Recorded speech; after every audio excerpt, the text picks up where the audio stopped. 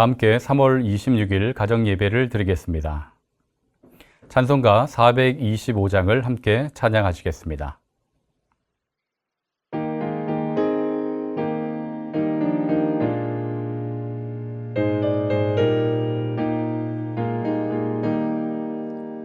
주님의 뜻을 이루소서. 고요한 종에 기다리니 진흙과 같은 날 믿으사 주님의 영상 만드소서. 주님의 뜻을 이루소서. 주님 발 앞에 엎드리니 나의 맘속을 살피시사 눈보나이게 하옵소서. 주님의 뜻을 이루소서. 병들어 몸이 피곤할 때 권능의 손을 내게 펴사 강건케 하여 주옵소서. 주님의 뜻을 이루소서. 온전히 나를 주장하사 주님과 함께 동행함을 만민이 알게 하옵소서. 아멘. 오늘 함께 보실 말씀은 사사기 20장 26절에서 27절의 말씀입니다. 제가 봉독해 드리겠습니다. 이에 온 이스라엘 자손 모든 백성이 올라가 베델에 이르러 울며 거기서 여호와 앞에 앉아서 그날이 저물도록 금식하고 번제와 화목제를 여호와 앞에 드리고 이스라엘 자손이 여호와께 물으니라. 그때에는 하나님의 언약궤가 거기에 있고.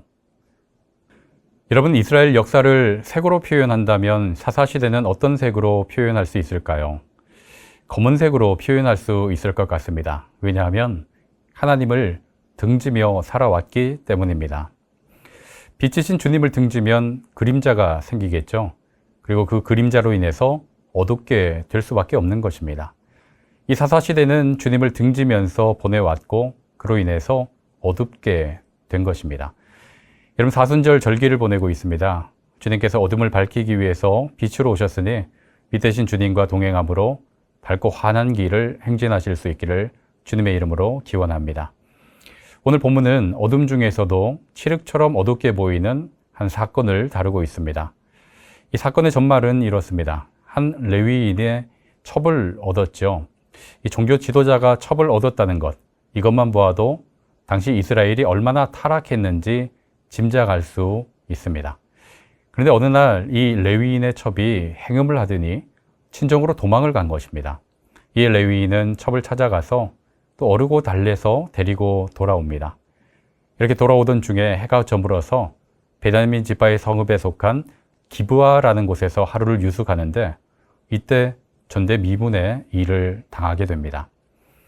기브아의 불량배들이 레위인의 첩을 욕보이고 죽게 만든 것이죠. 너무나 참혹한 사건으로 인해서 이스라엘은 경악하게 되었고 이들은 모두 총회를 소집하게 되었습니다. 이 전대미문의 악행을 제거하기 위해서 베냐민 지파에게 불량배를 내어달라고 요청을 합니다. 그런데 어찌된 일인지 베냐민 지파는 불량배를 내어주기는커녕 도리어 감싸면서 이스라엘과 싸울 준비를 하는 겁니다. 그로 인해 이스라엘 전체 지파와 베냐민 지파 사이에 전쟁이 발발하게 되죠. 여러분, 이 전쟁은 누가 보아도 베냐민 지파가 잘못한 것이고 이스라엘은 명분이 있는 정당한 전쟁을 시작한 것처럼 보입니다. 그런데 참 이상한 것은 전쟁을 시작하자 이스라엘이 두 차례나 패배한 것입니다. 분명 이스라엘은 하나님께 어느 지파가 먼저 올라갈 것인지를 물었었고 또 하나님께서는 유다 지파를 먼저 올라가라라고 이렇게 알려주셨습니다. 그런데 이스라엘이 대패하여 22,000명이 사망하게 된 것입니다. 이스라엘은 용기를 내어서 다시 진영을 갖추었습니다. 그리고 다시 베냐민과 싸워야 하는지 하나님께 물었지요. 이에 하나님께서는 다시 치라고 하셨는데 이스라엘은 하나님의 말씀을 듣고 올라갔음에도 불구하고 또다시 패배하게 되었습니다. 베냐민이 잘못한 것이고 또 이스라엘이 수적으로도 전혀 부족하지 않았는데 연이어 패하게 된 것입니다. 이 이스라엘은 왜 패하게 되었을까요? 아니, 하나님은 왜 패배하도록 그냥 놓아 두셨을까요? 그것은 이스라엘의 죄도 징계하시기 위함이었습니다. 사실 레위인으로부터 시작된 이 사건은 베냐민 지파만의 문제가 아니라 이스라엘 전체의 문제였습니다. 레위인이 첩을 준 것도 잘못이고 레위인의 첩을 욕보인 기브아의 불량배들도 잘못이며 불량배를 감싸는 베냐민 지파도 잘못이었습니다. 이 모두 총체적인 난국이었죠. 총체적인 문제를 다 안고 있었던 것입니다. 그런데 이스라엘은 베냐민 지파만 악한 것처럼 정죄하면서 전쟁을 시작한 것입니다. 사실 이두 모두에게 필요한 것은 상대방의 죄를 정죄하면서 전쟁을 치르는 것이 아니라 모두 하나님 앞에 엎드려 회개하는 것이었습니다. 그런데 이스라엘은 베냐민 지파의 죄만 보았죠. 그뿐 아니라 이스라엘은 자신의 소견에 따라서 전쟁을 다 결정한 후에 전쟁의 방법에 관해서만 하나님께 물었던 것입니다. 마치 하나님을 꼭두각시 취급을 한 거죠. 전쟁의 결정권은 자신들이 다 쥔 이후에 부수적인 것들만 하나님께 물었던 것입니다. 그래서 하나님께서는 두 차례의 패배를 통해서 이스라엘이 인식하지 못한 죄악을 들추어 주신 것입니다. 오늘 본문 사사기 20장 26절 말씀을 보시겠습니다. 이에 온 이스라엘 자손 모든 백성이 올라가 베델에 이르러 울며 거기서 여호와 앞에 앉아서 그날이 저물도록 금식하고 번제와 화목제를 여호와 앞에 드리고. 결국 이스라엘은 이 두 번의 패배를 통해서 자신들도 죄악 중에 있었다라는 것을 깨닫고 하나님 앞에 금식하며 회개하게 되었습니다. 이렇게 회개한 후에 여호와께 다시금 묻죠. 27절 보시면 이스라엘 자손이 여호와께 물으니라 이렇게 이야기하고 있습니다. 금식하며 회개한 이후에 여호와께 다시금 묻습니다. 그러자 이스라엘을 통해서 베냐민의 악을 제거할 수 있도록 허락해 주시죠. 여러분, 손뼉도 마주쳐야 소리가 나는 법입니다.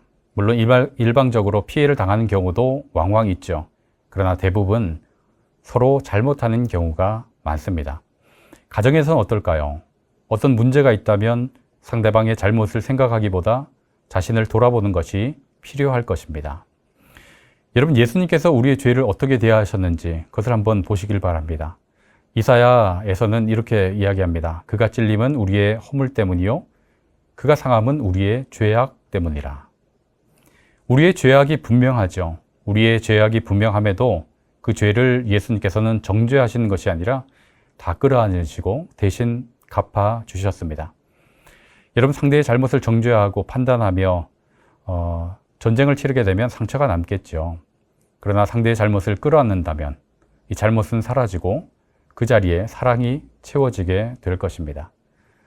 여러분, 먼저 우리를 위해서 십자가 지신 그 예수님을 생각하고 그 예수님 앞에서 자신을 돌아보고 또 상대를 끌어안을 수 있기를 원합니다.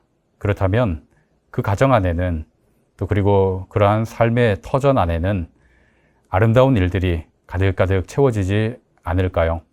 오늘 이 말씀을 생각하시면서 먼저 자신을 돌아보고 상대방을 끌어안아 행복한 삶을 이루어 가실 수 있기를 주님의 이름으로 축원합니다. 기도하시겠습니다. 아버지 하나님, 아버지 앞에 똑같은 죄인임에도 불구하고 남을 정죄하고 판단할 때가 많았음을 고백합니다. 저희들을 용서하여 주시고 예수님께서 저희를 품으신 것처럼 저희도 상대를 품을 수 있도록 도와주시옵소서. 가정 예배로 머리 숙인 영락의 가정들 기억하여 주시고 하나님께서 주인 되어 주셔서 친히 인도하여 주시되 하나님의 인도로 늘 형통한 삶을 살아가게 하여 주시옵소서. 예수 그리스도의 이름으로 기도하옵나이다. 아멘.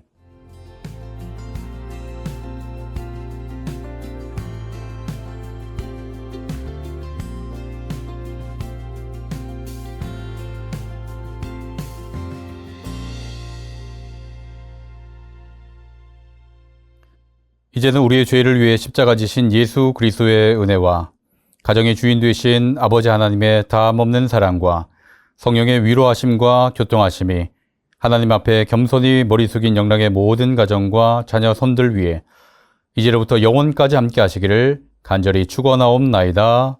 아멘.